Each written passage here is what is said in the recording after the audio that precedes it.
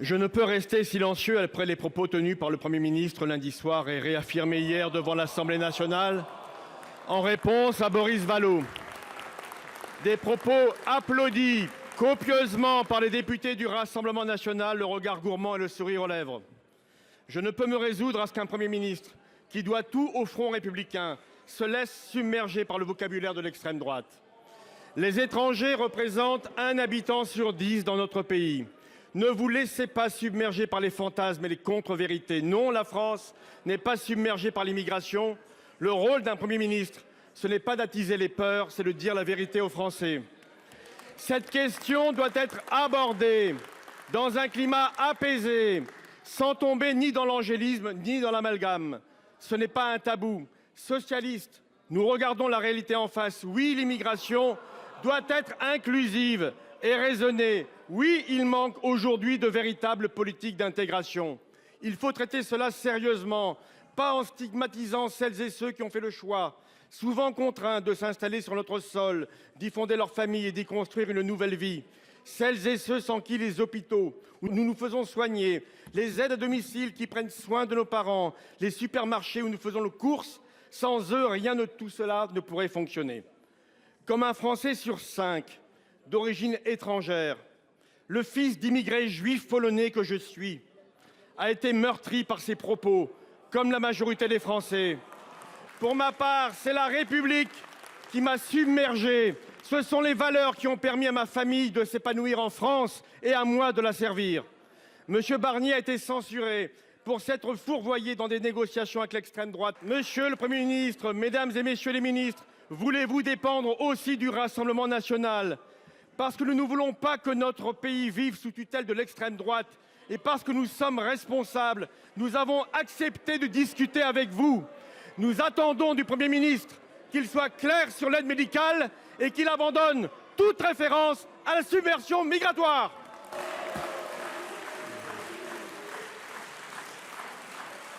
Pour vous répondre, la parole est au ministre délégué chargé des relations avec le Parlement. Monsieur le Président, Mesdames et Messieurs les sénateurs, Monsieur le Président Kanner, le Premier ministre vous prie d'excuser son absence car il est aux obsèques de son ami Jean-François Kahn. Évidemment, il a observé les réactions que vous venez d'exprimer, celles de votre et d'autres formations politiques.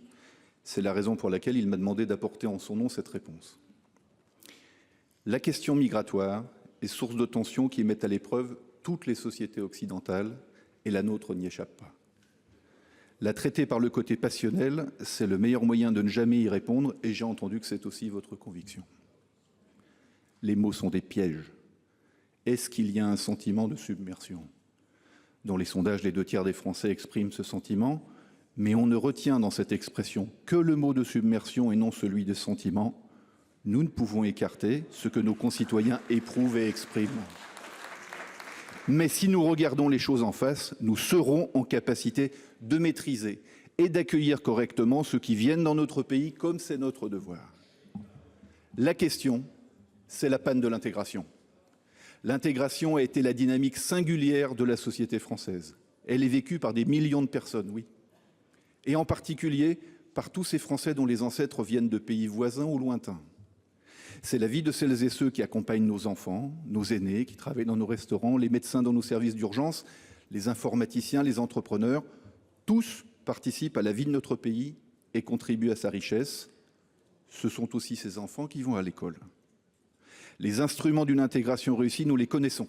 Le travail, la langue, les principes de la République, le principe de laïcité. C'est notre héritage commun, humaniste, c'est ce que nous devons transmettre. Mais tous ces instruments qui font notre fierté sont aussi dans la tourmente. Si nous améliorons notre éducation, si nous sommes fiers de nos principes, si nous sommes aussi plus rigoureux et efficaces pour faire respecter la loi, alors l'intégration pourra être réussie. Mesdames et Messieurs les sénateurs, Monsieur le Président, ce sont ces réponses que nous devons tous reconstruire ensemble. 1000 jours, cela fait maintenant 1000 jours que Cécile Collère et Jacques Paris, nos compatriotes, sont retenus comme otages d'État par la République islamique d'Iran. 843 jours, c'est le temps que notre compatriote Olivier Grandeau est également retenu. C'est un drame puisque la République islamique d'Iran a souhaité prendre ces otages-là pour faire pression sur notre pays. Je veux ici en profiter pour aussi saluer les comités de soutien à nos 3 compatriotes qui sont retenus en otage. Aujourd'hui, c'est plus un appel qui est lancé parce que nous sommes maintenant face à des otages qui sont au bout.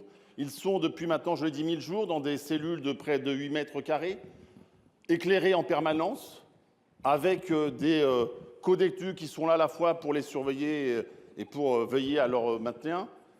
Et nous avons une République islamique d'Iran qui a permis seulement 3 visites consulaires, c'est à l'encontre de la Convention de Vienne, qui de temps en temps permet aux otages d'avoir des échanges téléphoniques avec leur famille. Le dernier a eu le 25 décembre dernier. Et je crois que, vu l'état de santé qui se dégrade très fortement de Cécile Collaert et de son compagnon Jacques Paris, il nous faut maintenant aller beaucoup plus loin. Je sais, Monsieur le ministre, nous en avons déjà discuté. Le Sénat, nous avons nous-mêmes écrit un courrier auprès de l'ambassade pour leur libération. Mais je crois que maintenant, il faut aller beaucoup plus loin et faire en sorte qu'ils puissent, dans un premier temps, sortir de la section 209, celle où sont maintenus dans des conditions inhumaines les prisonniers, en l'espèce des otages, et puis qu'ils puissent être libérés le plus rapidement possible, nos 3 otages retenus. Et donc la demande qui vous est faite, c'est qu'on puisse maintenant agir vite. C'est une obligation. Est-ce qu'il faut mesurer, ajouter des sanctions déjà à la République islamique d'Iran? Est-ce qu'il faut aussi, et c'est possible, aller vers la Cour internationale de justice, parce que ça a déjà été le cas, mais je crois qu'il est urgent d'agir, sinon nous aurons malheureusement d'un moment très difficile pour nos 3 otages. La parole est au ministre de l'Europe et des Affaires étrangères, M. Barrot. Monsieur le Président, Mesdames et Messieurs les sénateurs, Monsieur le Sénateur, merci d'appeler par votre question l'attention du gouvernement, celle de la représentation nationale, sur nos 3 otages détenus par la République islamique d'Iran. À commencer par Cécile Collaert et Jacques Paris, détenus arbitrairement depuis 1000 jours, bientôt 1000 jours, dans des conditions totalement inacceptables et intolérables, contraints à des aveux forcés sous la menace, comme vous l'avez rappelé, détenus dans des cellules éclairées en permanence et sans doute contraints à dormir à même le sol, privés de contact avec leurs familles qui, lorsqu'ils interviennent, se font sous la pression de leur geôlier, privés de la visite de nos autorités ou de nos représentants consulaires sur place depuis plus d'1 an maintenant. Je l'ai dit il y a quelques jours, ces conditions de détention sont assimilables en droit international à de la torture.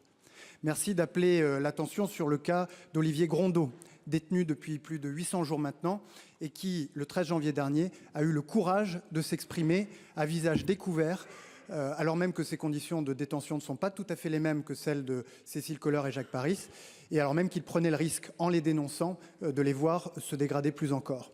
Nous avons adressé des messages très fermes aux autorités iraniennes en leur expliquant que sans amélioration et sans libération de ces otages, aucun dialogue bilatéral n'était possible, aucune levée de sanctions n'était envisageable. J'ai moi-même reçu le 17 octobre dernier les familles de ces 3 otages pour leur témoigner de notre mobilisation sans relâche pour les faire libérer, ce que nous faisons. Et lundi dernier à Bruxelles, lors du Conseil Affaires étrangères, j'ai réclamé de la part de l'Union européenne des sanctions visant les responsables de cette détention arbitraire. Mais notre mobilisation collective ne devra pas s'arrêter à la libération de ces 3 otages. Il faudra également les accompagner pour la suite, puisque ceux qui ont déjà été libérés après des périodes de détention en République islamique d'Iran peinent encore à se reconstruire après ces épisodes ravageurs. Ma question s'adresse à la ministre de l'Éducation nationale. La mobilisation des socialistes, et notamment des sénateurs socialistes, pendant le débat budgétaire, à l'appui de la mobilisation intersyndicale, a permis l'annulation de la suppression de 4000 postes d'enseignants dans l'éducation nationale, dont plus de 3000 rien que pour le premier degré. L'annonce du Premier ministre le 15 janvier dernier sur ce sujet a entraîné un immense soulagement dans les communautés éducatives.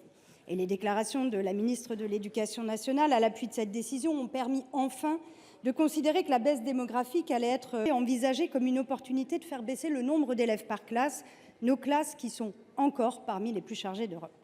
Et pourtant, après cet immense soulagement, c'est l'incompréhension qui arrive avec les annonces des rectorats dans les territoires. Dans les villes comme dans les zones rurales, malgré cette annulation de la suppression de 4000 postes, des suppressions de classes dans les écoles, dans les collèges sont annoncées aux communautés éducatives dans le plus grand chaos. Ici, des suppressions de classes dans des écoles dont les effectifs sont stables, voire en hausse. Là, des suppressions contestées par l'ensemble des communautés éducatives, car à contretemps des évolutions démographiques reconnues par tous.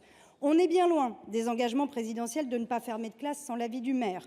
On est loin des engagements des nombreux ministres de l'Éducation nationale de construire des cartes scolaires pluriannuelles pour mettre fin à la gestion au jour le jour. On est dans l'opacité des décisions, à contre-courant des engagements pris par le Premier ministre. Cela entretient la confusion et ça alimente le désarroi des enseignants, des parents, des élus.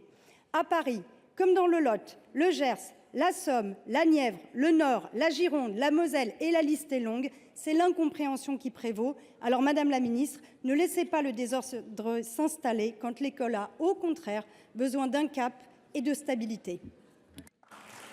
Pour vous répondre, la parole est au ministre chargé de l'enseignement supérieur et de la recherche, Monsieur Philippe Baptiste.